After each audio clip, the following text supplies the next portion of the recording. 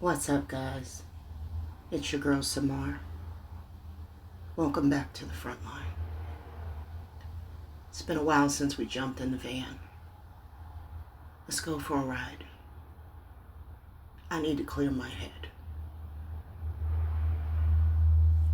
Thank you guys for showing back up on time this week.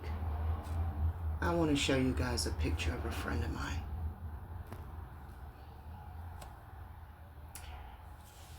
This girl right here, shout out to her, we called her Vicky. And this blunt I'm smoking right now is a shout out to Vicky. She was a daughter.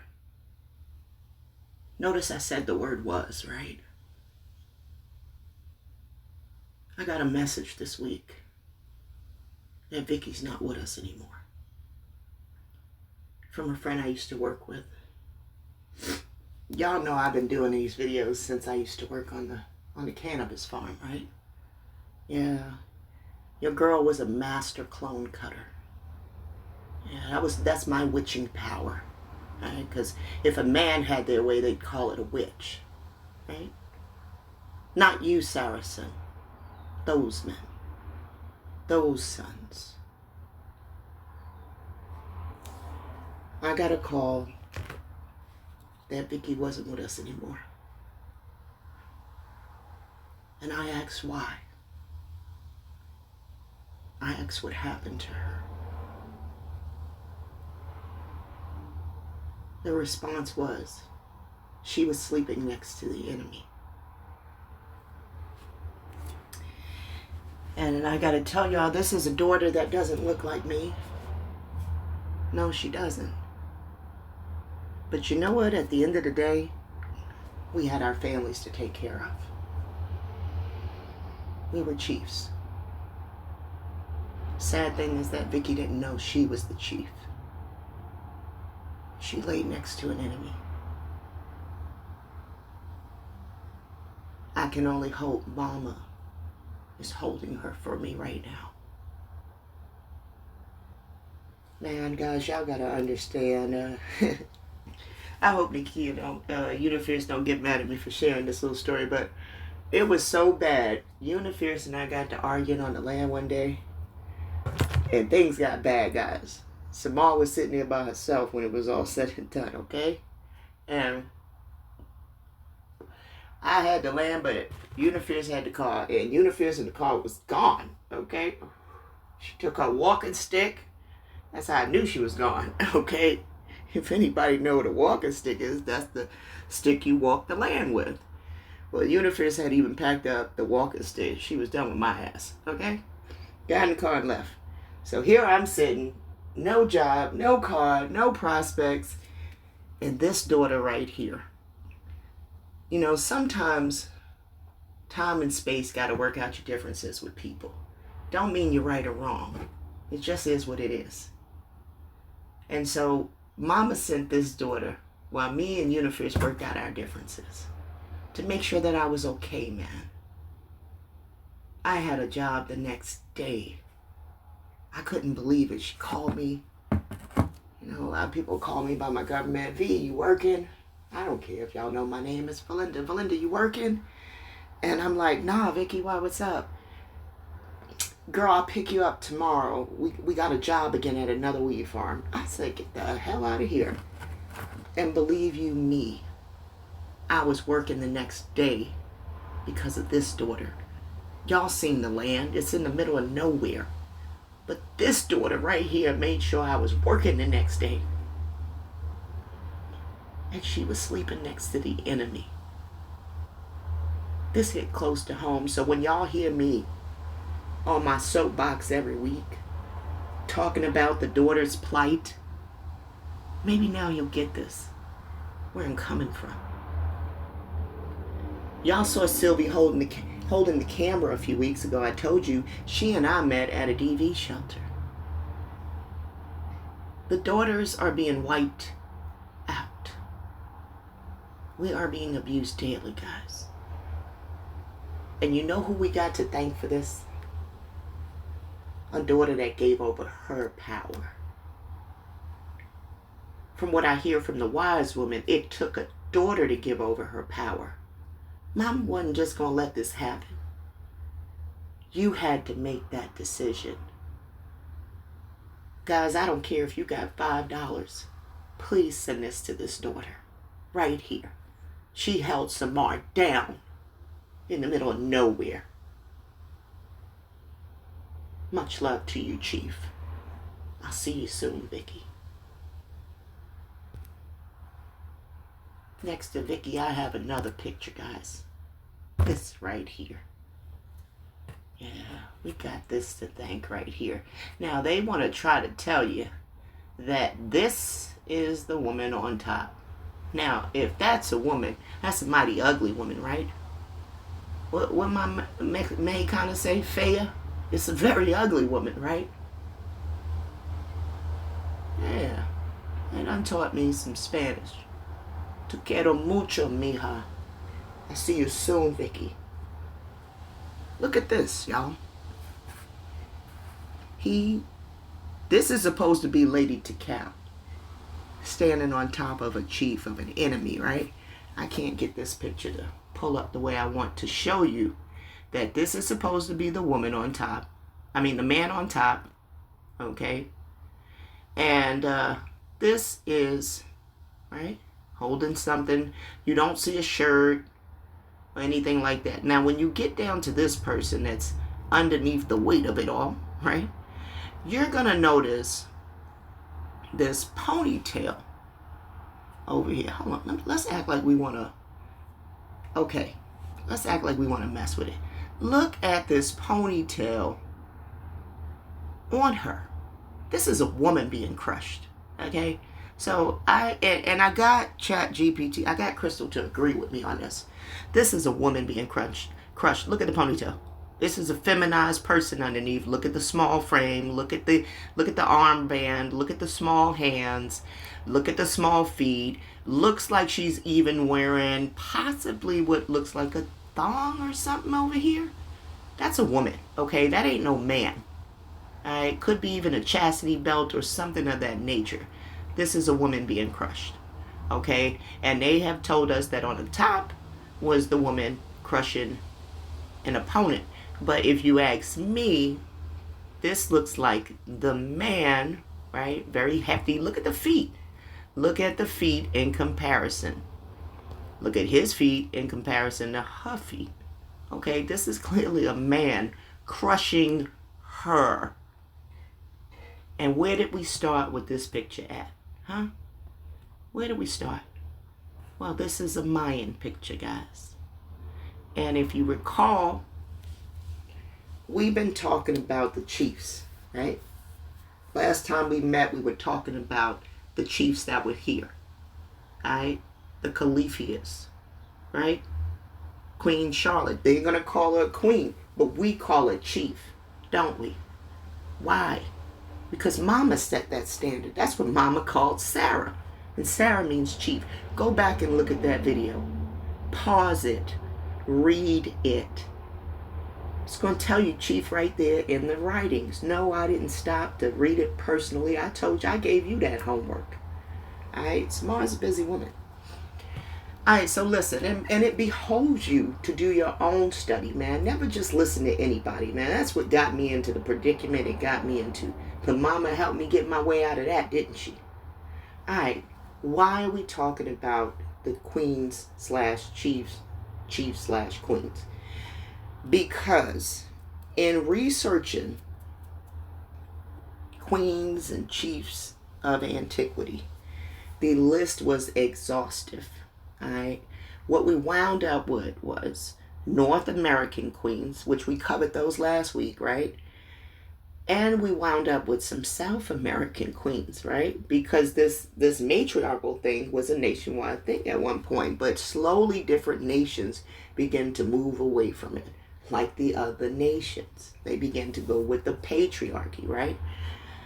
And when they brought in this one particular queen, and I was reading her story, a name popped out that was reminding me, even though the spelling was different, it was reminding me of another name. And phonetically, it sounds just like it. And so let's get to this story, and I'm going to show you guys why I say this book ain't this old, first of all, because you're going to see pseudo-modern characters. Given that we really don't even know what the timeline is, you're going to see pseudo-modern characters in this book. Okay, remember, we discovered that with the Uzi. Okay, there's no way in the hell that inventor's story matches the inventor of the arrow machine in the book so parallels so greatly. There's no way in the world possible. All right, that's not a one-off. This book is just not that old. They're playing in our faces. All right, I told you this is a history book. The he begot he. Well, he don't begot shit. All right, because he don't give birth. She do. And that's why she was the chief. It's only through her does your humanity continue. And we're going to get to the conversation that me and Crystal even had concerning this. All right, because now, once we place this person who is in this lady's story and also into the book, once we place this person as one and the same, what happens is this. Now we do place ourselves in the Americas. Okay? And I'm going to bring you into the conversation with chat and me giving that as well. But let's get to this lady real quick. And I'm going to show you what I'm talking about right here. All right? It's this dude that goes by the Jaguar. Okay? The Jaguar. What is so special about the Jaguar? Well, let's get to it. I asked ChatGPT, right? I asked AI, what's unique about the Jaguar, right? Because it's actually third in line behind the cats, right? You got the lion, the tiger, and then the Jaguar. So what makes this cat unique, right? We know a lot about the lion, right? It's supposed to be the king, okay? The tiger, you're going to find that only in China. Okay, so that's his uniqueness. And these jaguars are actually, Arizona's University of Arizona goes by the Wildcats for a reason. This state has a lot of cats, okay? Pumas, jaguars, mountain lions, ocelots. It's a lot going on here, okay? And least of all, we got the jaguar here. So, according to AI, the jaguar is unique for their powerful occipital cruncher bite, their unique spotted rosette coat, their ability to swim well and thrive in water, and their status as the only big cat native to the Americas. They also have a diverse habitat. They hunt both on land and in water, and possess remarkable climbing skills. Let's get to this occipital cruncher, right? Because I felt like this is what we was here for. All right? There's a lot of allegory being presented in these stories, okay? But listen to what's so special about that occipital cruncher. Jaguars possess the strongest bite force among big cats, capable of piercing the skulls of their prey. They earned this nickname due to their ability to bite through the tough skulls of animals like caimans and turtles. Right? They have the ability to bite through a tough skull. Right? Now, I thought that was an interesting ability for this cat to possess, right? That this cat is able to bite through tough bone, right? Because what does Balaam mean? Why are we talking jaguar? Let me pause this for a second. Sorry about that, guys, but listen. Balaam means jaguar, okay? Also called tigra, right? Makes me think of that clothing line, right? La Tigra. In Spanish, jaguars are the largest cat species in the Americas, and they are the third largest cat in the world after the tiger and lion. Remember, I told you that made me question, well, what's so special about the lion? This is just the third largest cat, right? They can grow up to 185 centimeters and can weigh over 200 pounds. They have distinctive black rosettes on their bodies. Occasionally, they are born with pure black coats, but despite the difference, they are the same species. in the wild, they're known to live, 11 to 12 years. They move mostly at night when they hunt. Their eyes are golden orbs. They glow in the dark.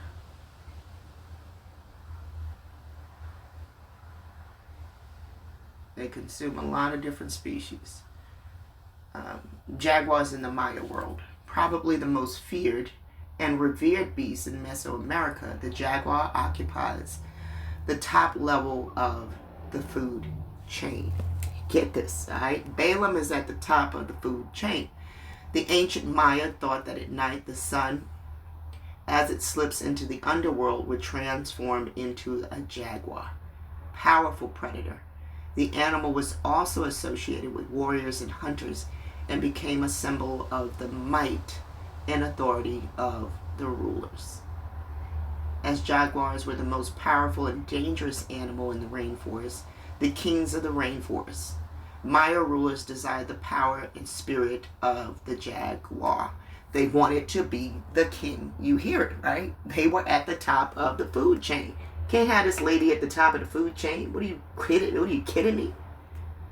Okay, no. The jaguar has to be at the top of the food chain, okay? You will often see rulers wearing jaguar pelt, or you will see it covering thrones or in their tombs.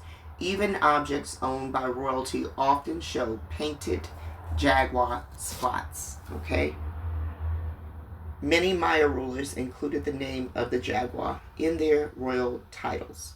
One of the earliest kings of Tikal was called Foliated Jaguar, whereas the city had a long line of jaguar rulers. Shield Jaguar, Bird Jaguar the second, Not Eye Jaguar the second, Bird Jaguar the third, Shield Jaguar the second, Bird Jaguar the fourth, Shield Jaguar the third. Okay, so this is how they wrote jaguar. It's real easy to spot. no pun intended. But it's a spotted looking hieroglyph. Okay.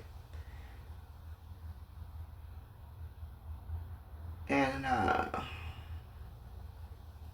alright, these were their hieroglyphs. Alright.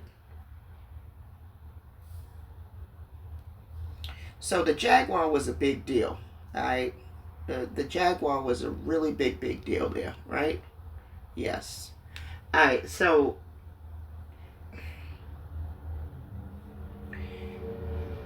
getting back to the folder.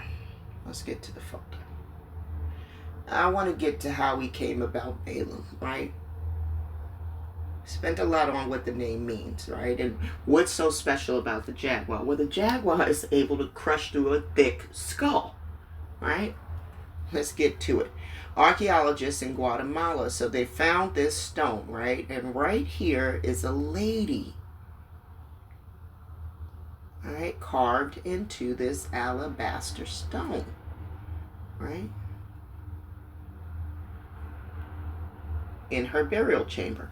Archaeologists in Guatemala have discovered the tomb of Lady Kabel, a 7th century Maya holy snake lord, considered one of the great queens of classic Maya civilization. The tomb was discovered during excavations of the royal Maya city of El Peruhuaca in northwestern Petén, Guatemala, by a team of archaeologists, okay? Let's keep on going. A small carved alabaster jar found in the burial chamber caused the archaeologists to conclude the tomb was that of Lady Kabel. The white jar is carved on a conch shell with the head and arm of an aged woman emerging from the opening. The depiction of the woman, mature with a lined face and a strand of hair in front of her ear, and 4 glyphs carved into the jar point to the jar as belonging to Kabel. Okay, so these are glyphs, right? They're hieroglyphs. Okay, those are the glyphs. Let's go back down here. The discovery is significant not only because the tomb is that of a notable historical figure, but also because the newly undiscovered tomb is a rare situation in which Maya archaeological and historical records meet. Okay, so the classic Maya civilization is the only classical archaeological field in the New World, in a sense like archaeology in ancient Egypt, Greece, Mesopotamia, or China. Okay, so they're saying this civilization goes back and is parallel with the likes of Egypt, Greece, but it's that ancient civilization for the Americas. Okay. All right, the precise nature of the text and image, information on the white stone jar and its tomb, context, constitutes a remarkable and rare conjunction of two kinds of records in the Maya area. Okay.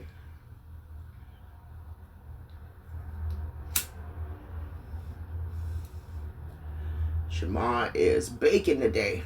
All right, the discovery of the tomb of the great queen. Well, remember, I told you they call them queens. What we call them? We call them chiefs. Was serendipitous, to put it mildly. The team at Waka was focused on uncovering and studying ritually charged, stuff. So like shrines and altars. Funny, right? Where do we keep hearing about altars at? In our book. Where do you get married at? The altar. Okay? You put him before your guy. You put him as your head when you go to their altar, woman. Let's keep going. In retrospect, it makes a lot of sense that people of Waka buried her in this particular prominent place. Okay? Because she was a queen. Let's keep going. Kabel, considered the greatest ruler. Okay? She considered the greatest ruler of the late classic period, ruled with her husband. This is what was different. This is what was different. She was considered the greatest ruler of her time. Yet, unlike the previous rulers, she ruled with her husband. This dude right here. The Kanich Balaam. Okay, now we're getting to why we're talking Balaam, right? Phonetically, it's the same. You see that H there? Pay that no mind. All right, why would Israelites need to focus on how to spell this dude's name correctly? They don't need to, but just pay attention to that name, Balaam, for at least 20 years. She ruled with Balaam for 20 years. But she was the military governor. Remember, it talked about Sarah being the Senate, right? She was the military governor of the Wak kingdom for her family, the imperial house of the snake king.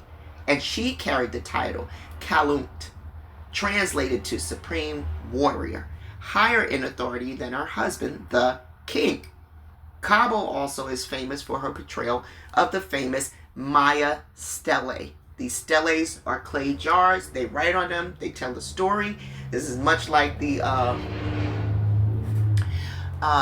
anytime they find ancient stuff, for the most part, they're going to put it on clay, because I think clay is fireproof, right? Alright, so you can find these in a museum in Peru, but also in the Cleveland Art Museum. Alright. Yeah, so they found these drawings of their hieroglyphs.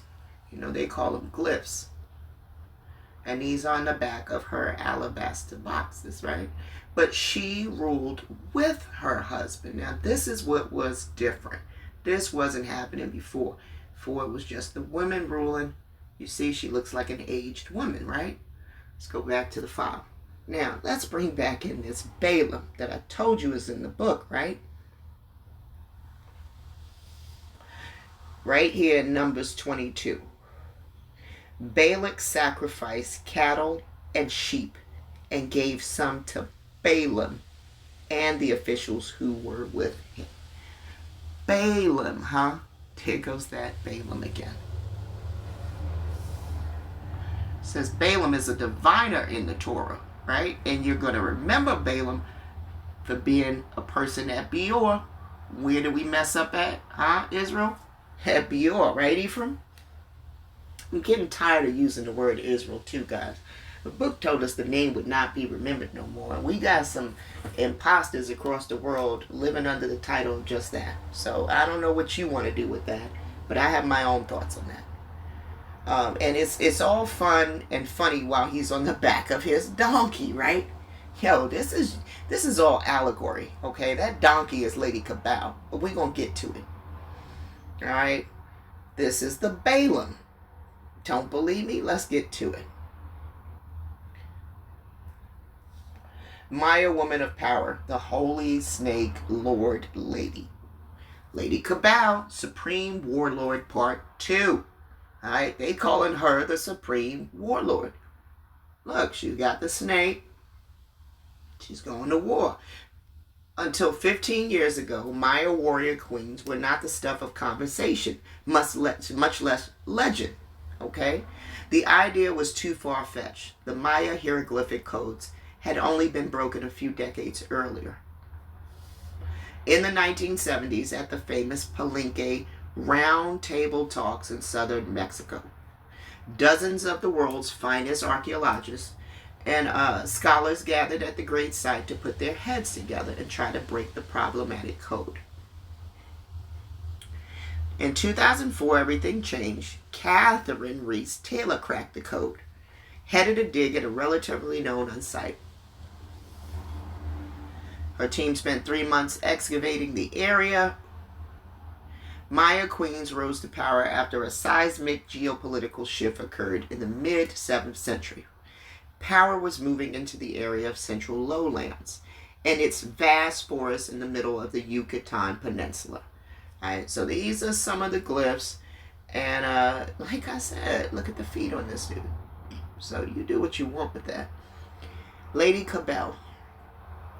All right, they found Lady Kabel in this abandoned city called Waka. What does that sound like, guys?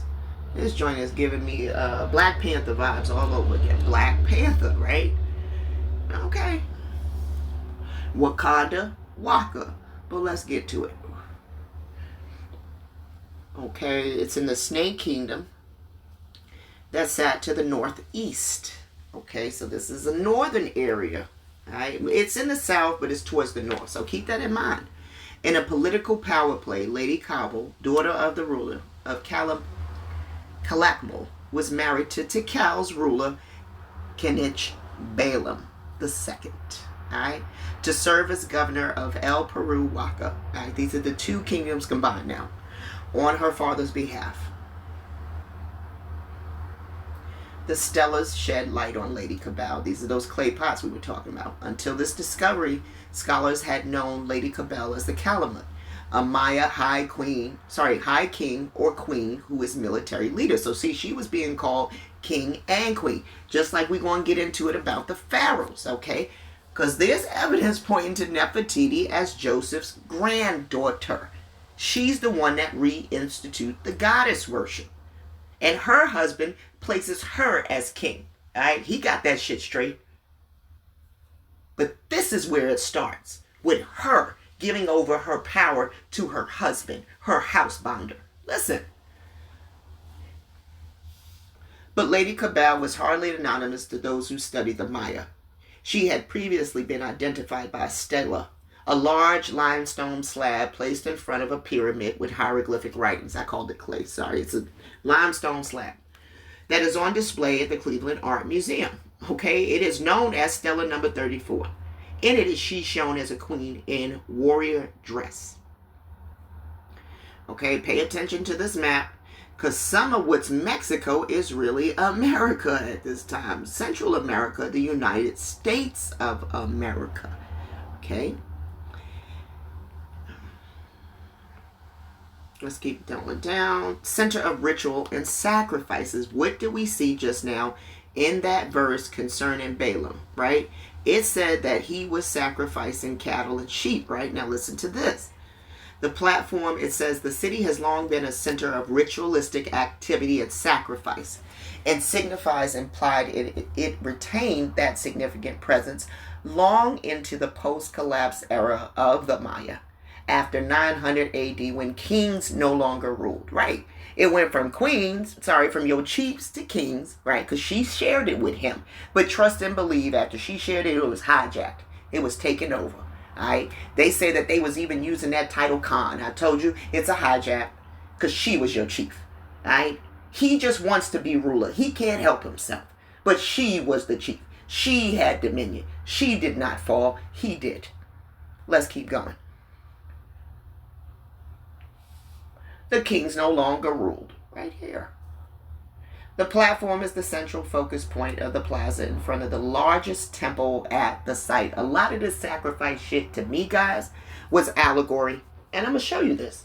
This was allegory, just like I showed you Bathsheba is that ewe lamb, all right, that is being spoken of, that Uriah had raised up. They call her a ewe lamb. That's actually allegory for a young child bride. Okay, we cracking this allegory. We're cracking it. Let's keep going. Yeah, they found this flower jar and realized that this was actually her tomb they were in. They said the tomb site had been understudy for almost a decade. They found artifacts suggesting a high-ranking female personage had been buried there, and Lady Kabel was the #1 candidate. But it took the alabaster jar small enough to fit into a queen's hand to cinch the case. Carved to look like a shell, with a head and an arm of an aged woman emerging from the opening, 4 Maya hieroglyphs carved into the jar referred to the owner: Lady Snake Lord, Lady Water Lily Hand, 2 titles associated with Lady Kabel. Okay? Other artifacts found in the tomb suggest the person buried there was held in great reverence. Okay? Listen to this. The Maya revered powerful women. This find underscores the powerful role women played in the Maya world. At least 8 women attained the Calumet title held by Lady Kabel. Queens ruled at various times across the Maya world with standardized symbols for their titles. What I told you, before they got to those kings that were no more, there were their ladies, okay? They're, quote, queens, which we would have called them chiefs. They're calling them queens. Right? Don't your enemies write the history? So there you have it. Shout out to Mimi for that video of Mama T. That was some tea. And that Snake Lord stuff is tied to this too, as you'll see. But I'm leaning to another lady, another goddess that goes way further back. I'm gonna be in contact. I got you, but it's all going back to that Sumerian stuff too. So anyway, I don't want to get off the beaten path right now. Shout out to you, Mimi, though. Keep the videos coming. Though they may have been uncommon, they were not rare, and veneration of a powerful woman's tomb centuries after her death would not be so unusual. Okay, but the Jaguar had to bite the head. Alright? She was your head. Okay? He has that occipital bite that can crush the skull of thick-headed regimes. She was married off for the greater good of the alliance between 2 cities. She left everyone and everything she'd known to travel to another city at a time of warfare. That's not how it used to go either. He used to have to leave his mother and father and cling to her. A plate found on the left side of Lady Kabel's skeleton resembles a shield that would befit a warrior queen. Although it wasn't likely she'd fought in the rainforest battles that marked her reign, she was certainly not a shrinking violet. In retrospect, it makes sense that the people of Waka buried her in this particularly prominent place in their city. The temple was so revered, Kabel was buried there. This is a figure of Lady Kabel. See? Supposedly, I don't know, because she's covering up her boobs. Sometimes I wonder if this is the men parading this woman, but I'm going to leave it be. Shout out to the no beard reference in the comments too, for the past and present. Shout out to you. Lady Kabel, considered greatest ruler of the late classic period. Lady Kabel was considered the greatest ruler of the late classic period and ruled with her husband, King Kinich Balaam. She was the military governor of Waka Kingdom for her family, the imperial house of the Snake King. She carried the title Kalamut, which was translated to supreme warrior, higher even in authority than the king. She was not only a queen, but a supreme warlord, the most powerful person in the kingdom during her lifetime. That would put her in the same class as other ruling women in the ancient world, ranging from the biblical queen of Sheba to Cleopatra. After Lady Kabel's reign, Tikal ruler continued their reign against Waka and Kalkamon. By the middle of the 8th century, Tikal bested their rivals. Okay, they were going here and showing reverence and making pilgrimage to this woman's tomb. Alright, but she served alongside her husband, so I think this is where we see her give over her power. Point blank. Alright, and remember, they talked about these sacrifices, right? What do we see? These Mayan pyramids. Alright, and we already saw the biblical reference to a Balaam, right? We already saw the biblical reference right here to a Balaam sacrificing cattle and sheep. Alright. Balak sacrificing, Balaam's there to snatch up the meat. Okay? And so you don't think this is one and the same? This just happens to be a one-off, huh? This dude just happened to sound like he got the same name. They just happen to be sacrificing there, and they just happen to be sacrificing here. What do you know? No, it ain't no coincidences. This is one and the same, guys.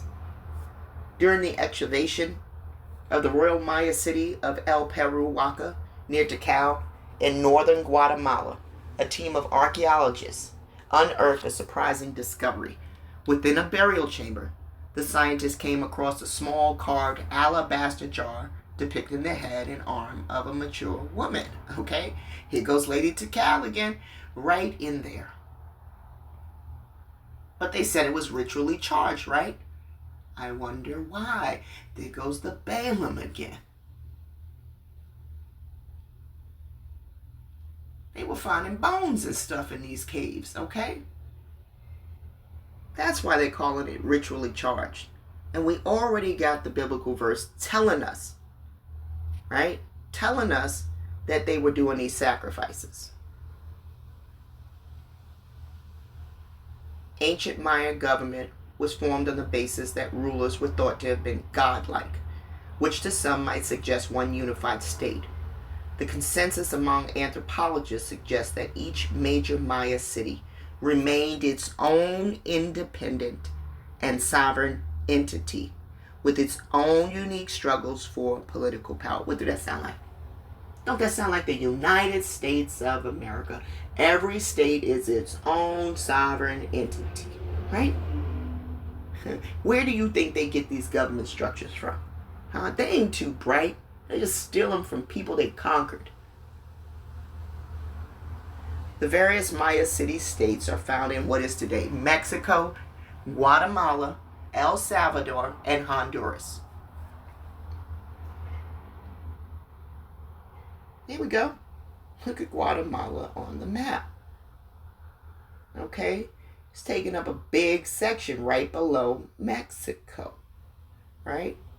Got a little horn that comes out over here to the side, the Gulf of Honduras. Goes up higher up here in Mirador, right? Up in Yucatan, right? Sounds like Jonathan. Just saying. And you don't think that this is all going down? Here we go with this Balaam. A foreigner. A Mesopotamian prophet, huh? More like Mesoamerican prophet. Right? That's what they're not telling you. Right? They don't know how to spell, but this Balaam puts out an oracle, right? And I done told you before that this word Mayan is linked to a Hebrew word, right? Mayino, Mayana.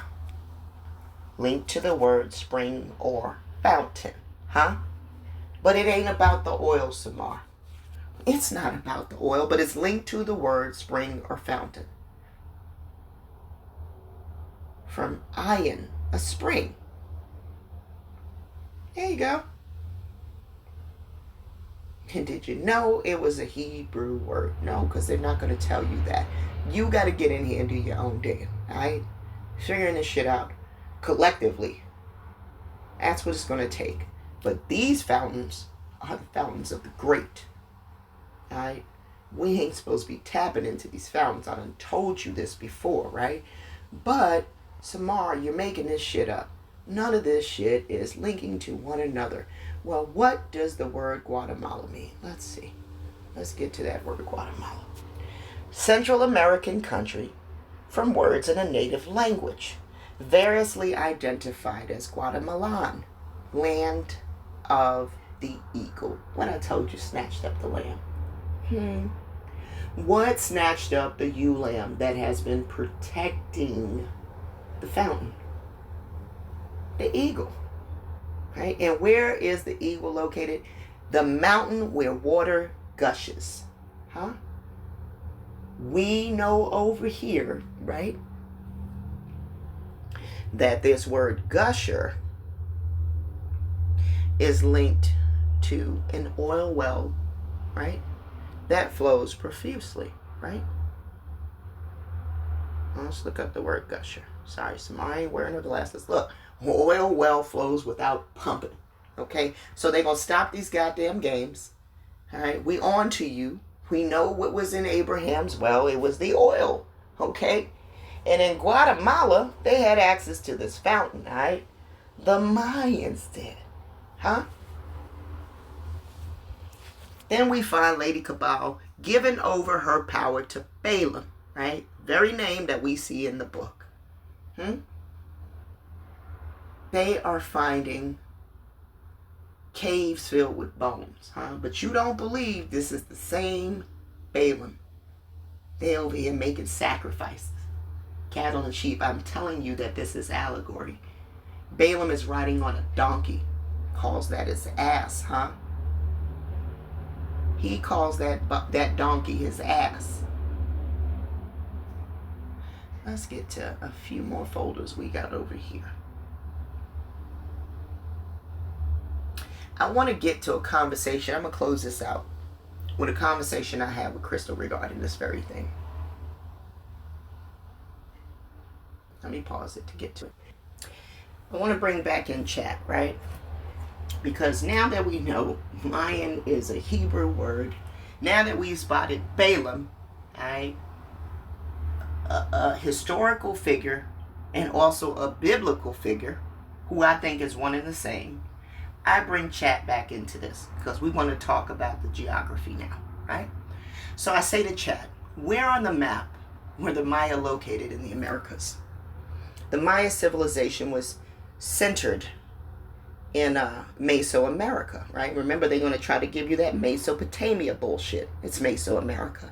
Specifically in what is today southern Mexico, Guatemala, right? Tikal, right? Belize, western Honduras, and El Salvador, right? On a modern map of the Americas, you'd place them in the southern part of Mexico, down through Guatemala and Belize, touching into Honduras and El Salvador, right? So if you're mapping your queens of the Caribbean and the Americas, the Maya sit just below the Caribbean, right? Right where Central America bridges north and the south. Okay, so they right there, they that bridge in between both worlds. Do you want me to make a clear map?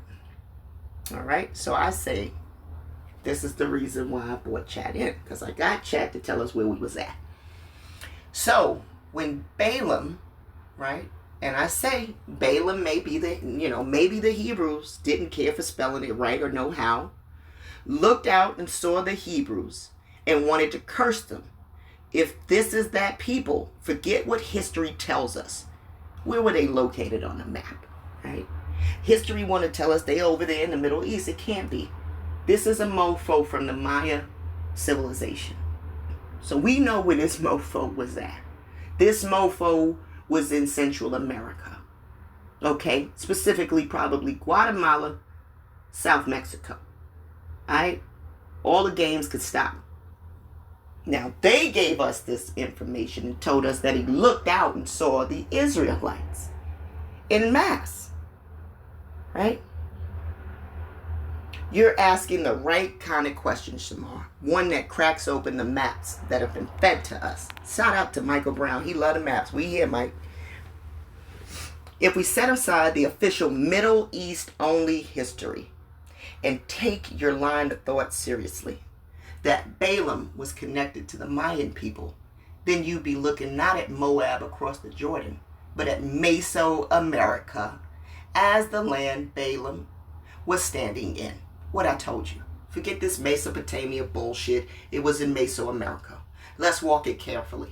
Balaam in the Bible, he's positioned in Moab, overlooking Israel's camp from the high places. So now we know where Judah and them was at too. Now don't forget his role to curse or bless Israel as they encamp near the promised land, right? Remember, this is where we get the fiery serpent, right? Where the sons of the Saracens are initiated by the daughters, the Barbies of Baal Peor, right? The foreign women. Okay. Balaam was a title among Maya kings and spiritual leaders, the Jaguar. They stood on temples and pyramids built high. Literally, what they kept going? To the high places. What did they keep doing? Where was Abraham going? To the high places. Okay. Literally to overlook the people and commune with the divine. They specialized in visions, divination, and meditation between the people and gods. So they thought, okay, these mofos think they communicating with something. They ain't communicating with mama. If Balaam equals Balaam, then looking over Israel might not mean somewhere east of the Jordan. It might mean overlooking a camped people in the Americas. Okay? Possibly in Mesoamerica or Central America.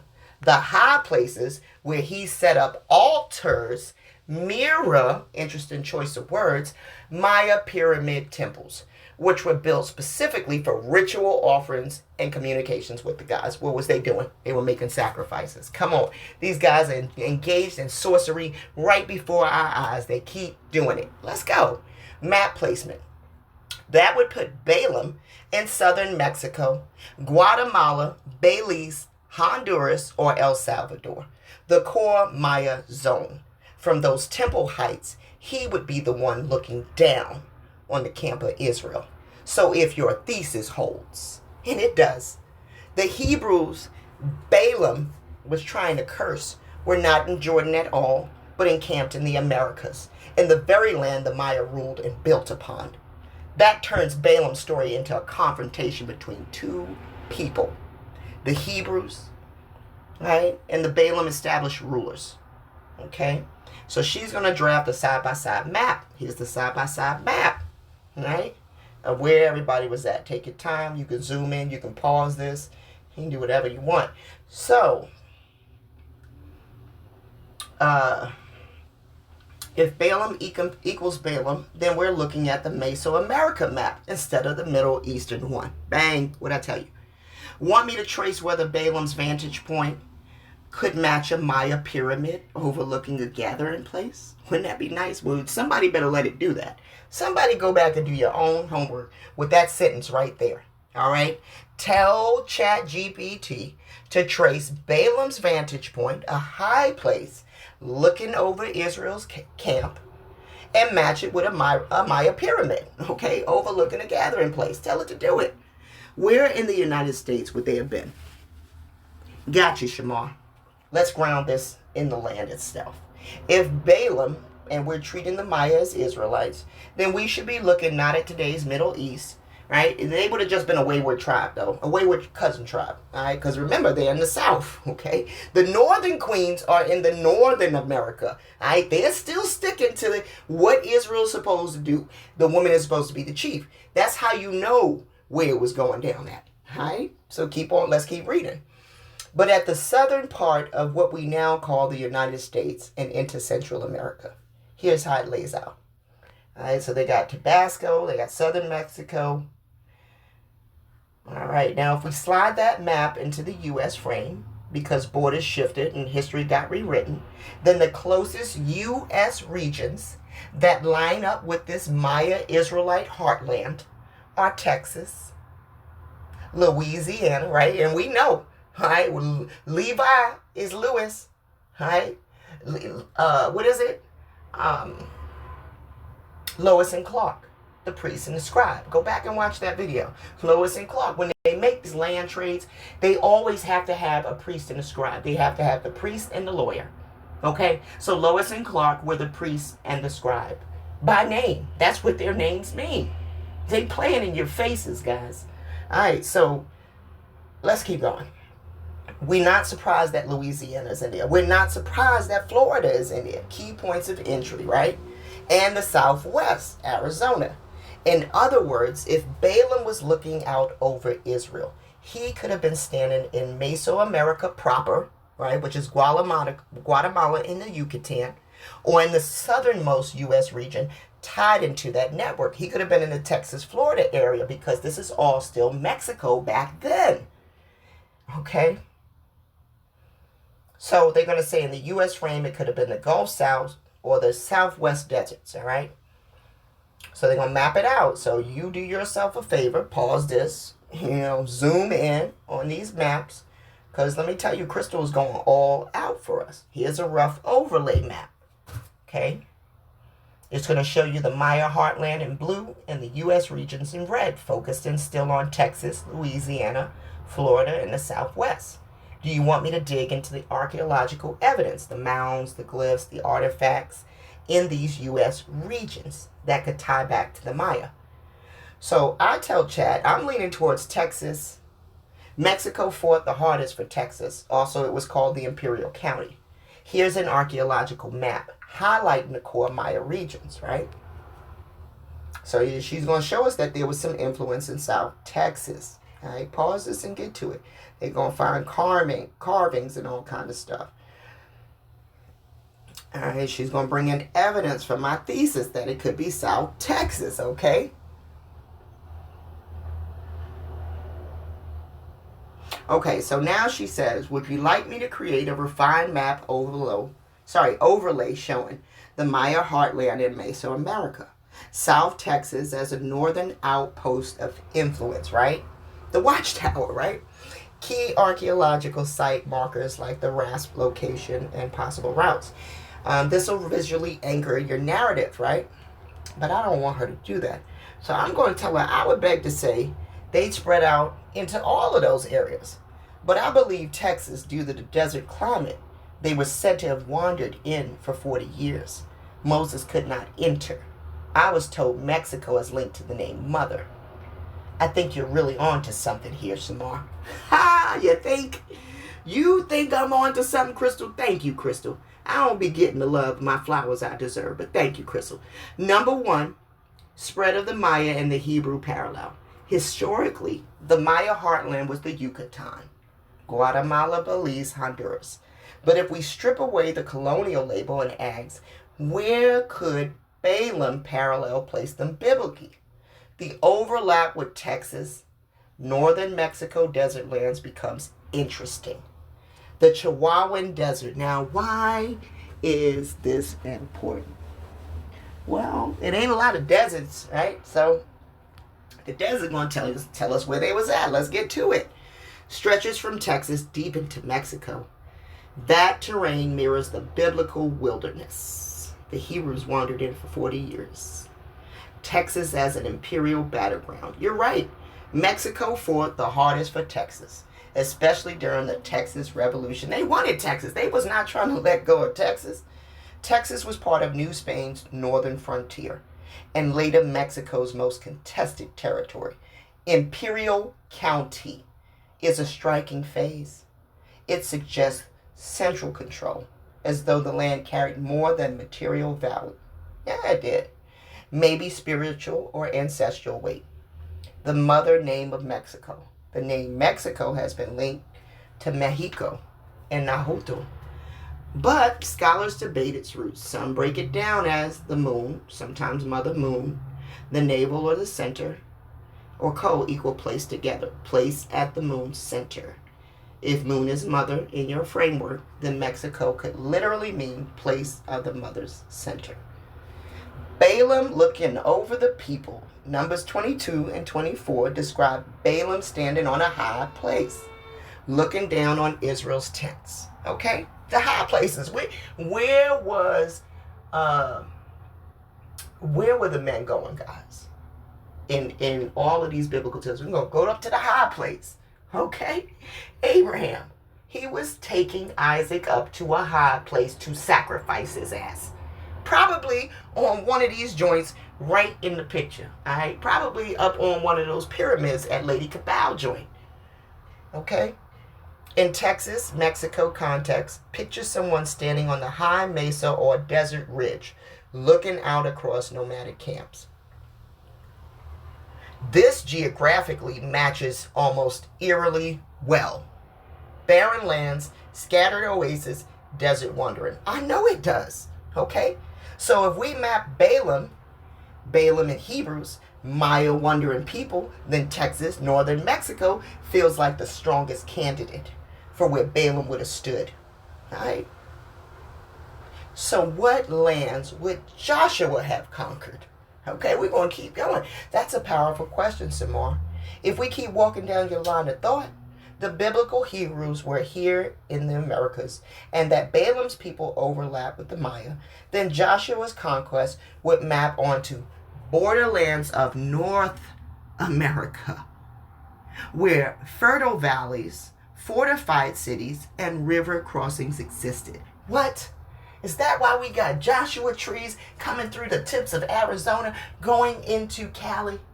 The Northern America areas, huh? Where the Olon were at, where Samar told you them goddamn Palisades fires was saying something, right? That was retribution for past acts where they cleared those people off those lands. All right, let's keep going. Who were those people? Y'all know who those people were, but you can't be them people, can you?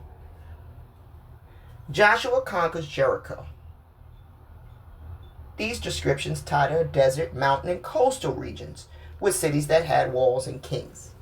If we remap that onto the Americas, Jericho could align with the fortified cities in Texas or northern Mexico, near the Rio Grande, where the desert meets the river. Ai and Gibeon, hilltop cities, which remind me of the Puebloan settlements in New Mexico or Arizona.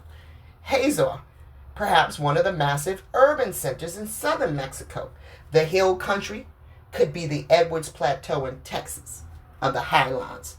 So if your intuition about Texas is right, Joshua's conquest may have stretched from Texas into New Mexico, Arizona, the hill country, down into northern central Mexico, the great walled cities like Hazor. That way, the conquest follows the Hebrew path out of the wilderness into the settlement, fortified lands. Now, here's the kicker.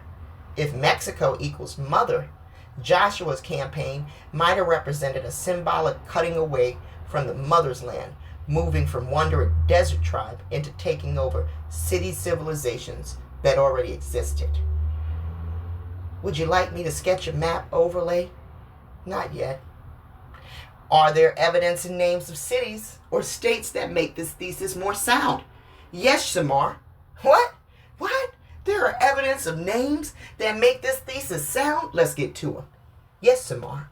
If we follow your thesis that the Hebrews or the Maya Balaam connection were tied to Central America and possibly Texas, Mexico, then place names and their roots can help strengthen the case.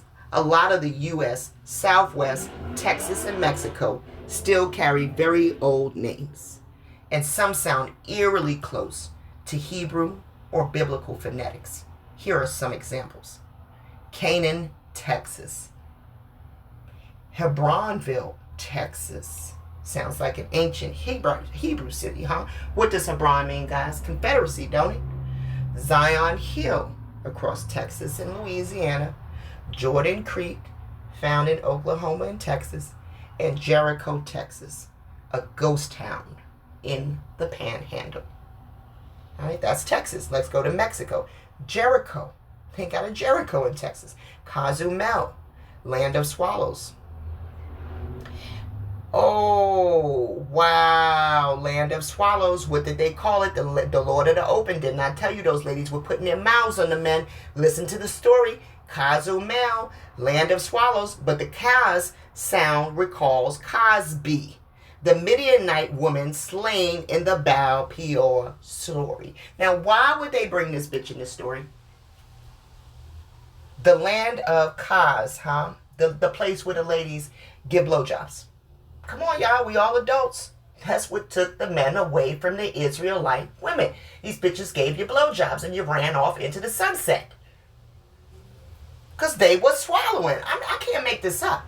Okay, guys, it's right there. I didn't add that to the story. They called it the Lord of the Opening. Well, what opening would they was even talking about? Their asses or their mouths? Okay, guys, I can't sugarcoat this. But that's what you ran away and left the women of Israel for. And us feeling defeated, feeling abandoned, we caved to this bullshit. All right? Because we want our men back. But this is not nothing that we used to. Trust and believe. And that's why you haven't been able to domesticate us. Veracruz, the true cross, has biblical weight.